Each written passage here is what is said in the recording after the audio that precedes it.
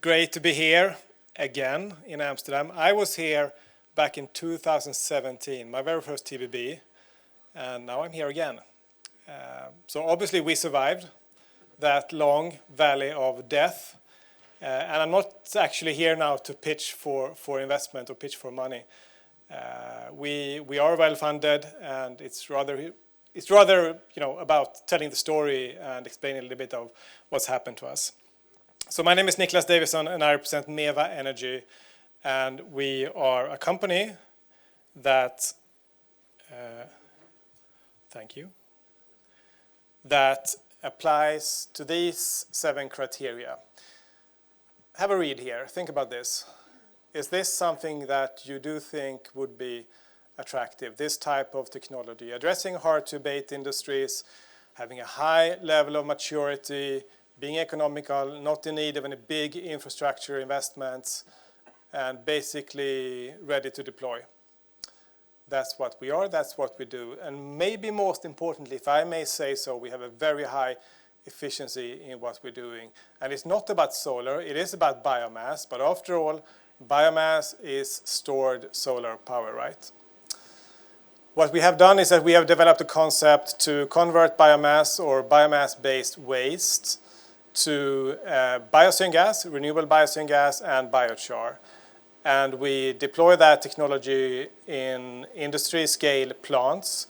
We set them up locally, on-site, with an existing manufacturing industry, enabling them to replace their existing consumption of LPG and natural gas. And I can say that we do it because we have now done it effectively.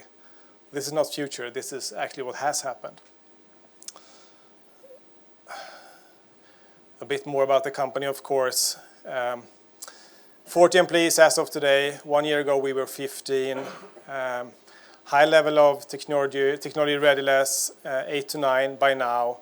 It is based on basically having a very cost-efficient process.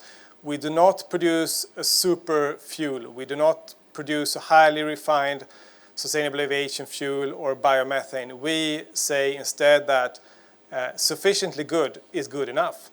And when you only have one customer, that is one industry using the gas that you produce, then you just have to make sure that you comply with the burn arrangements they have or with the genset they have for production of power out of the gas product.